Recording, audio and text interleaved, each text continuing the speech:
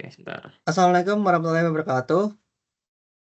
Kami dari kelompok 8 akan mempresentasikan hasil analisis studi kasus kami untuk mata kuliah Masyarakat dan Etika Profesi.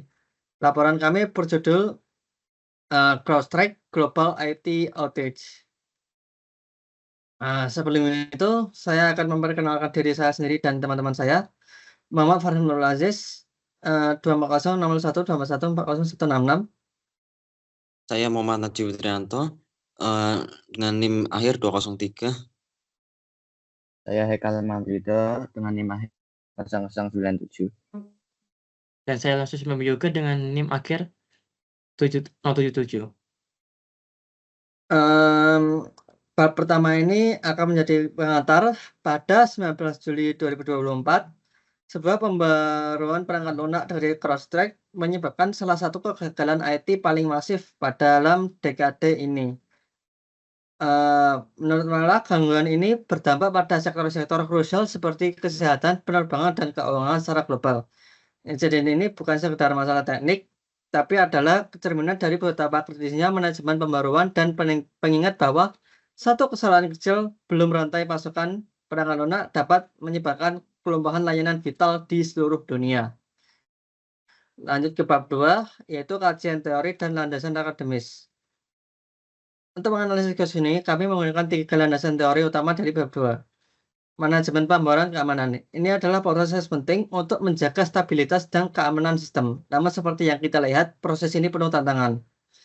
Lalu, respon ke insiden perangkat lunak. Teori ini menekankan pentingnya prosedur darurat. Ketika sistem gagal, organisasi harus tetap bisa melakukan mitigasi cepat dan rollback. Lalu, kerangka ketahanan dan mitigasi risiko.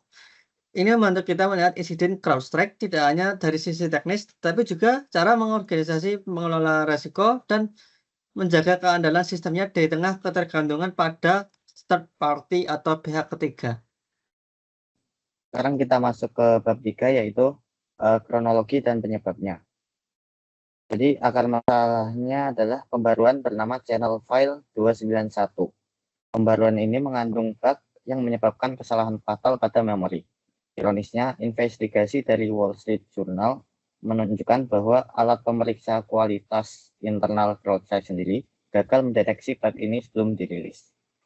Akibatnya, pembaruan yang rusak ini lolos ke sistem produksi dan secara otomatis diunduh oleh jutaan komputer di seluruh dunia yang seketika itu juga mengalami Blue Screen of Death atau BSOD. Lalu bab 5, klasifikasi ancaman dan insiden. Pada bab 5 ini kami mengklasifikasikan insiden ini. Penting untuk digarisbawahi, ini bukan cybercrime. Mengapa? Karena tidak ada mens rea atau niat jahat. Tidak ada peretas yang sengaja menyerang. Ini murni kegagalan operasional internal akibat kesalahan teknis. Ancaman sebenarnya adalah resiko rantai pasokan perangkat lunak, di mana CrowdStrike menjadi single point of failure. Karena bukan tindakan kriminal, kasus ini lebih relevan dari sisi hukum perdata, seperti kelalaian atau pelanggaran kontrak SLA. Lalu selanjutnya. Oke, baik.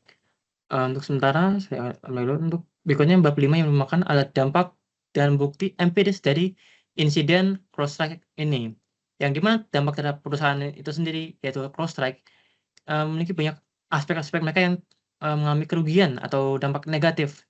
Pertama dari aspek finansial yang dimana secara finansial kerugian yang mereka dapatkan mulai pelanggan mereka karena bisnis yang harus terhenti, dan bagi CrowdStrike sendiri adalah biaya perbaikan, potensi kompensasi melalui jalur hukum, dan jatuhnya nilai saham mereka. Yang berikutnya untuk dalam segi aspek hukum, CrowdStrike berpotensi untuk menghadapi tuntutan hukum massal atau class action lawsuit dari klien-klien mereka yang menuntut rugi. Yang berikutnya adalah reputasi perusahaan mereka yang dalam hal khususnya dalam kasus ini adalah keamanan cyber mereka,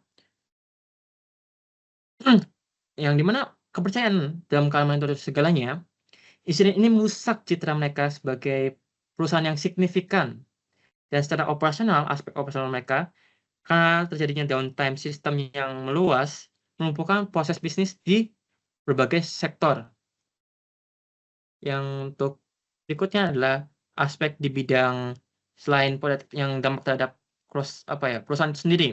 Yang dimana di bidang kesehatan kita bisa lihat bahwa sistem komputer rumah sakit menjadi tidak bisa diakses atau berjalan dengan semestinya. Yang dimana ini menghambat sekali pelayanan pasien, mulai dari pendaftaran, akses rekam medis, hingga data laboratorium yang tidak bisa diolah.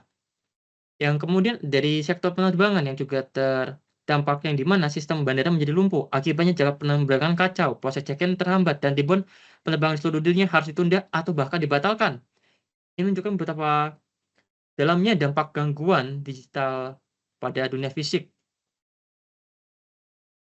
Dan untuk berikutnya adalah bab 6, yang dimana adalah penanganan dari insiden ini dan mitigasi dan responnya.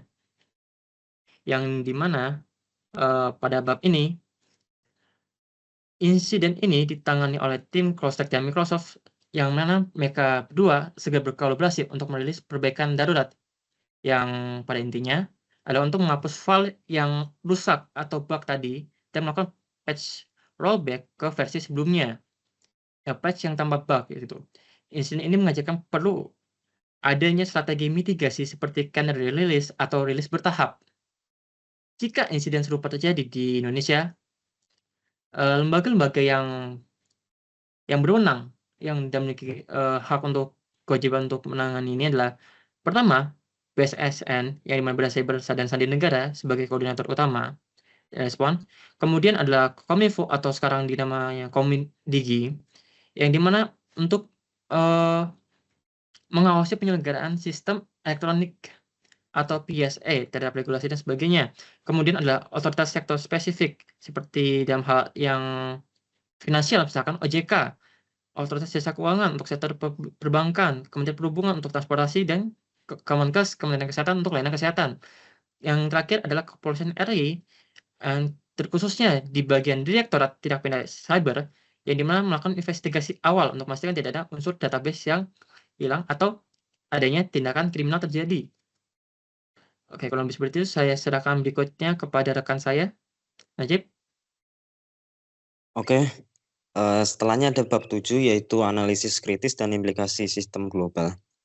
Sebelumnya saya izin tidak menyalakan kamera karena ada berbagai gangguan. Pada bab 7 ini memberikan analisis yang lebih dalam, yaitu di insiden ini membongkar kerapuhan infrastruktur digital kita yang disebabkan oleh risiko monokultur teknologi, yang dapat diartikan jika terlalu banyak sistem di dunia bergantung pada segelintir penyedia teknologi. Ini menciptakan single point of failure. Selain itu, ada implikasi privasi yang serius. Meskipun tidak ada kebocoran data pribadi seperti rekam medis dan data keuangan menjadi tidak dapat diakses. Ini bisa dikatakan sebagai pelanggaran hak individu untuk mengontrol informasi mereka, yang dapat menghambat keputusan medis atau finansial yang penting. Kemudian ada bab 8, yaitu kesimpulan dan rekomendasi. Di bab akhir ini dapat disimpulkan jika insiden CrowdStrike adalah studi kasus yang menunjukkan betapa rapuhnya infrastruktur digital global akibat monokultur teknologi dan kegagalan manajemen pembaruan. Ini bukanlah cybercrime, melainkan kegagalan operasional dengan dampak sistematik yang merusak finansial, reputasi, dan privasi. Pelajaran utamanya ialah satu kesalahan teknis dalam rantai pasokan perangkat lunak dapat melumpuhkan berbagai sendi kehidupan modern. Sehingga untuk mencegah terulangnya insiden serupa, kami merekomendasikan beberapa pendekatan yang berlapis, yaitu ada rekomendasi teknis yang berupa adaptasi model pembaruan bertahap, yaitu canary release. Selanjutnya ada implementasi rollback otomatis, dan ada peningkatan proses pengujian desain arsitektur fault tolerance dengan sistem cadangan. Yang selanjutnya ada rekomendasi non-teknis, yaitu ada audit keamanan eksternal oleh pihak ketiga, manajemen risiko vendor untuk mengurangi ketergantungan, pelatihan tim untuk respon insiden yang efektif, kolaborasi industri untuk pemulihan bersama. Oh gitu, karena sekian dari kami, mohon maaf atas ada kesalahan kata atau kesalahan teknis yang telah sekiranya kami buat dalam pembuatan presentasi kali ini. Kami mohon maaf, dan sekian. Berharap materi yang kami sampaikan dapat berguna. Sekian dari kami. Terima kasih. Assalamualaikum warahmatullahi wabarakatuh.